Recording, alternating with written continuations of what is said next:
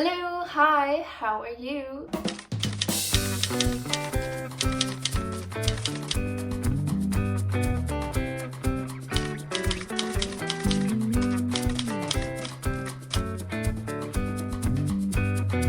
Since it is officially the new year, I'm going to be making a video on healthy 2024 habits that we can start doing right now, today, and start this new year fresh. Okay, so I have written down everything in my journal of knowledge, and my step number one to healthy habits that we can have in 2024 would be your sleep schedule. Sleep is very important, so I would highly recommend at least 8 hours of sleep every night. It doesn't matter what time you go to sleep or what time you wake up, whatever fits your schedule best. 8 hours of sleep at the minimum. I would also say don't oversleep over 8 hours, maybe 9 hours at a push. Every person's sleep schedule will have to vary, and how much hours of sleep we need will depend on the person as well. But oversleeping and undersleeping is not great for your health. I'd also say that in the time that you wake up in the morning, you want to have enough time to do anything that you plan in the morning, such as journaling, going to the gym, stretching, even if it's just sitting with, just yourself and drinking a glass of water, having your breakfast, just having that time before you start the day to do whatever you need to refresh and get your head ready for the day. You need that time in the morning. Have at least an hour or even 2 hours before you're meant to do anything to start your day the way that you want to start it, whether it's making a really nice breakfast, whether it's just sitting, whether it's going to the gym, whatever you feels best for you in the mornings. Have that routine of doing it every morning and having enough time to do it before you have your other things that you have to do during the day.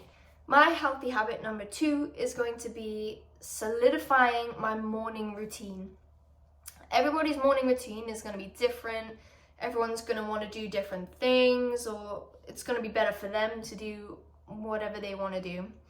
But for me, a morning routine consists of, first of all, getting out of bed, drinking a glass of water, and a solid face routine, because I don't wear a lot of makeup, but I like to protect my skin. Just cleaning my face, waking myself up by cold water, having a solid skincare routine in the morning, and then putting whatever makeup I want on. That is a solid routine for me that I'm gonna have to start getting more into the habit of, because some days I do it, some days I don't. But I definitely recommend getting yourself a routine, in even if it's just cold water and then drinking a glass of water, having your food. That's your routine. Whatever it is, stick to it and try and just be consistently doing it every single day. Something else I want to get back into the habit of doing is gym in the morning. Morning routine and gym, to me, sounds perfect. And some people might disagree, but I would recommend for myself and for other people to start your day working out, even if it's just going for a walk, even if it's just doing some jumping jacks and a little bit of a stretch. It's gonna start your day so much better than not working out at all. For young people who are out going to uni, walking, whatever you're doing, stretching is probably an essential, especially if you're doing things that are quite sporty or you're out and about a lot more than average. Stretching will help you a lot more in the long run. So definitely stretch if you're not gonna do anything else. One more thing I'm gonna start doing in the morning is journaling. I do it every so often when I need to clear my mind. I find writing things down a lot easier than talking sometimes. So once I've written it down, I can then talk about it, or I can assess what needs to be done about the problem. But journaling in the morning, even if it's something as simple as, I want to achieve this today. It could even just be, I want to drink 2 bottles of water today, because I need to drink more water. And I can probably assume that everybody else needs to drink more water too. But definitely journaling in the morning about what you want to achieve in that day, or even if it's for the whole week, what you want to achieve in the whole week, how you're feeling that morning, how you woke up, what's affected your sleep last night, anything that comes to your head that you want to write down, that you can just keep it there and then maybe look back on it and think why you felt that way or why you wrote that down. I feel like it'll help your mental state a lot. Okay, my tip number 3 is What is it? 3 is healthy habits.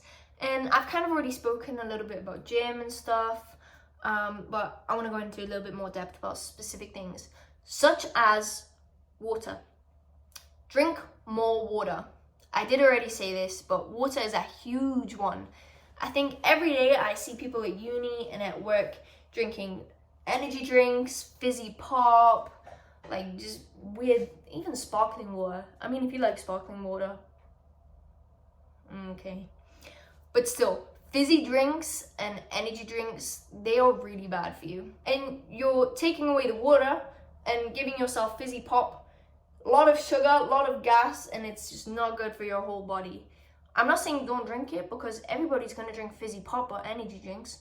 But seriously, like if you're drinking it at like 3 cans of pop a day instead of water, it's really not good for your health. So I highly recommend, don't pick up an energy drink. Get yourself some water, drink the whole thing, and you know what? When you go out later for food, or if you're at home later and you're having your tea, drink a can of pop, you know what I mean? But just drink more water. Besides your water intake, try having more fresh, organic foods that are gonna benefit your body instead of having a lot of McDonald's. I know everybody loves a good McDonald's, don't get me wrong. Just try and eat fresh, healthy foods. If you want to snack on something, I'm someone who loves to snack all the time. My biggest thing that I've started doing is, instead of going for a chocolate bar or going for some chocolate milk or going for anything with chocolate, I'm gonna go for some fruit, a banana, some strawberries, you know, anything, dried fruit. I love dried fruit at the minute.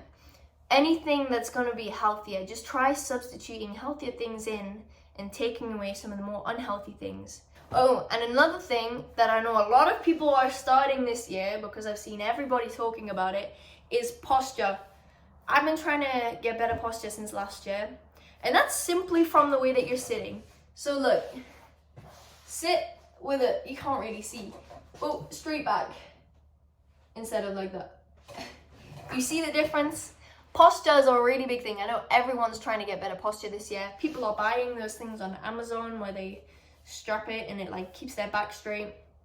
But honestly, in 50 years time, you're gonna really thank yourself for trying to improve your posture.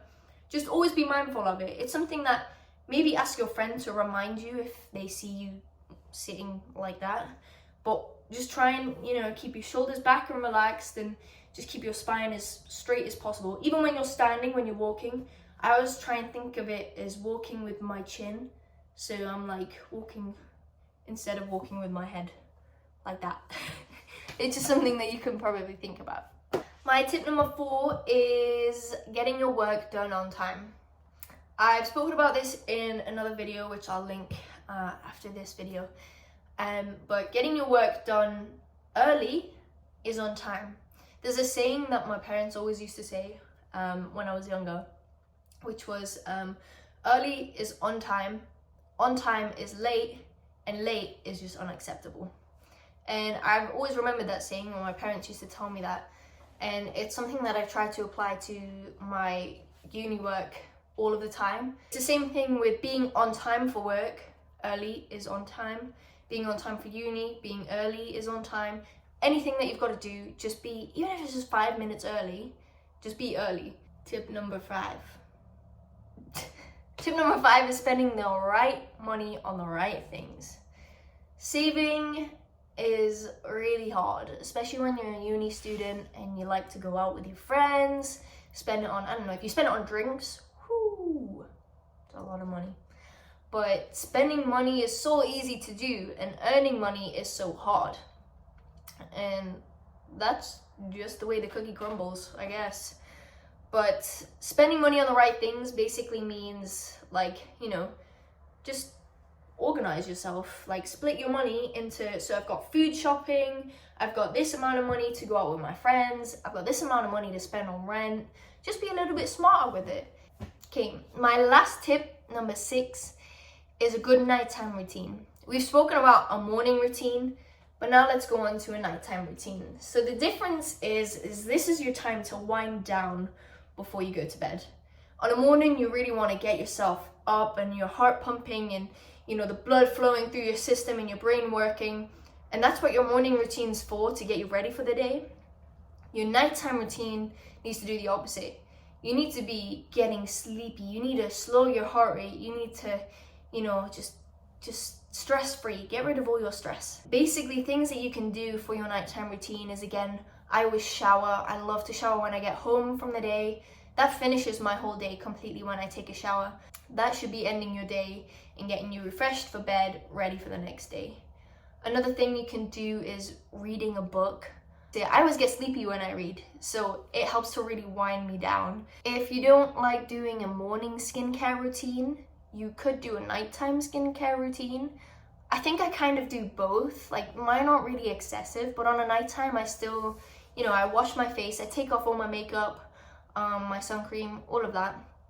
And then I just cleanse my face with like a nice cleanser. When I shower, I have like a face wash that I use in the shower. And then I moisturize. I use like a nighttime moisturizer that you leave on overnight.